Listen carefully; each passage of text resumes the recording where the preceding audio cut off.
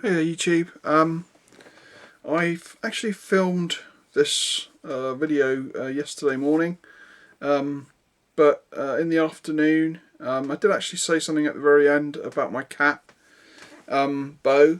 Now I'm just adding this little bit at the start here.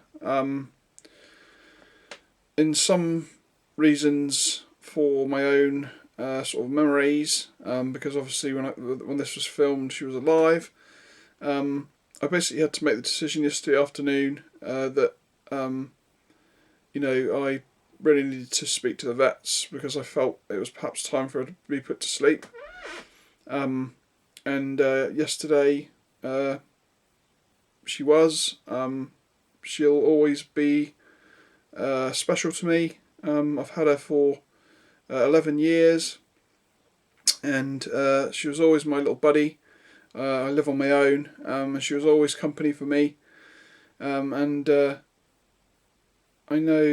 that this isn't really practical for this video, but I just wanted to say that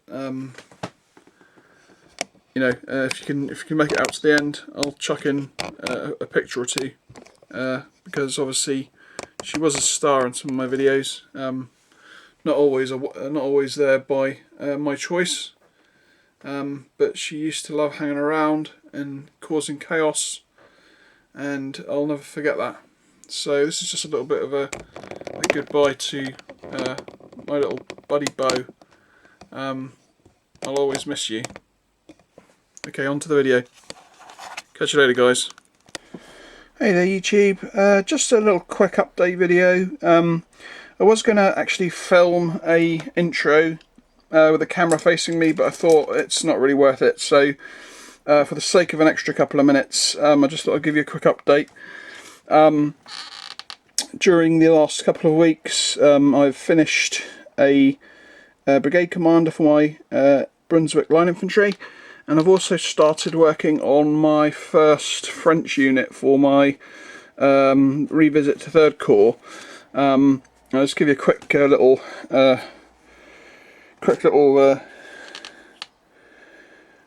snippet of one of the guys that's getting towards all his base guns being put on. If you're wondering why his musket's slightly bent to one side, it's so I can actually it's easier for me to get to the side of his face. I tend to do that with Calpe miniatures because some of their muskets are actually quite close to the head, and you can't actually get in without transferring paint to the musket, and that's really annoying. So I just tend to keep the muskets at that slight sort of bent angle until they're practically done, and then I just bend them back straight. But yeah, they're coming along nice. It's always a pleasure to paint Calpe French. So far I've done 6, and these are the next 6. So I'm well on the way to getting those guys done. What else? Oh yes, also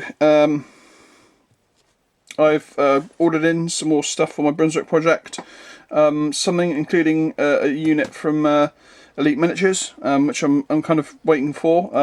It's probably been about 3 weeks now, so I'm presuming he must be quite busy and having to cast them. But again, that's nothing super new for Elite, because sometimes he does tend to cast them as you order them, sort of thing. Although I have had them as fast as a week and a half, I have had a couple of times where it's been sort of like three and a half weeks before I've actually got them.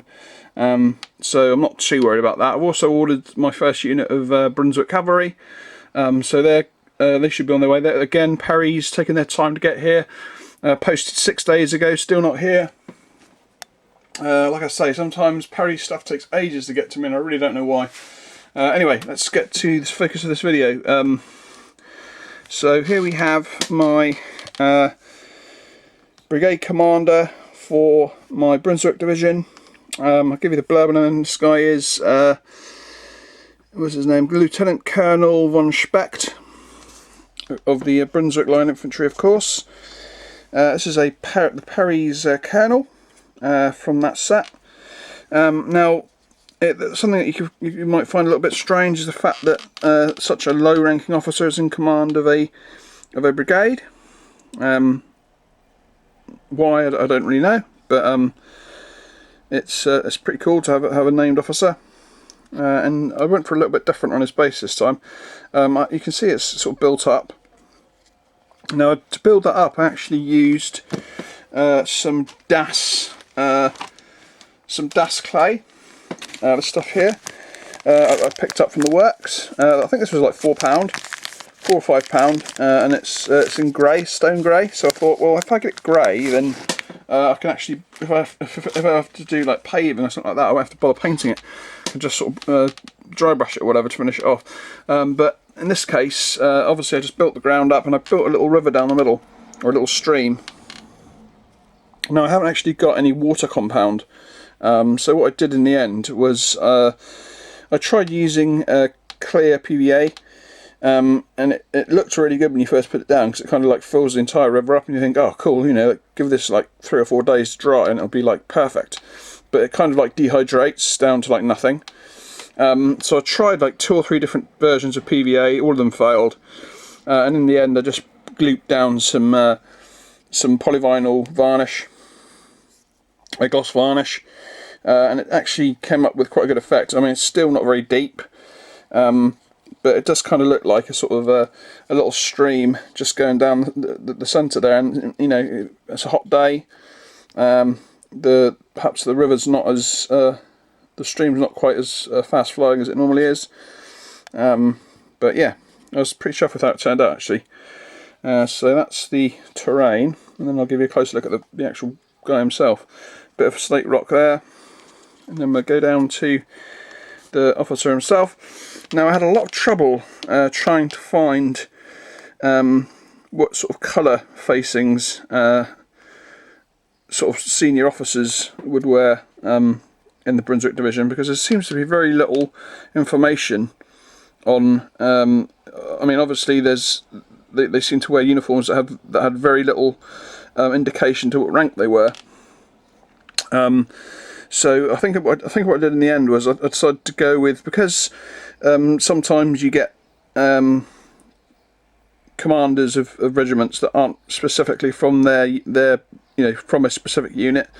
I kind of took his colours from like the Duke of Brunswick, who's got. I mean, I think these sort of colours are sort of like from the Lieb and from the Hussars and stuff. But I thought, well, maybe that's like the colour for the staff officers as well. So I decided to go with the blue, and I think it looks pretty good. And he has got the line infantry pom-pom on the top of his hat. So either way, right or wrong, at least he has got that to identify him as an infantry officer. And of course, he's also got the badge of line infantry as well. Again, I went with my classic style of the black and various shades of sort of a grey to sort of highlight him and stuff. And again, I went with the old the dulled down steel on the buttons and stuff. Well, not the buttons, on the actual lacing. Again, just to I think it just stands out a little bit better. I think officers have got to stand out a little bit, and this is a good way of doing it. And like I say, sometimes when you look at it, it does kind of look like some form of grey. So yeah, I'm pretty chuffed with it actually. And I thought the horse came out nice. I thought I'd give him a chestnut horse. I think Brunswickers, a lot of their horses were chestnuts. From like illustrations and stuff that I've seen. I think all the Hussars also had mostly chestnut horses too. So yeah, that's the end of this little video. I'll probably be back in maybe probably around about a week or so when I finish my French. I am going through some problems with my cat at the moment. She's really gone downhill. She's definitely on her last legs, and I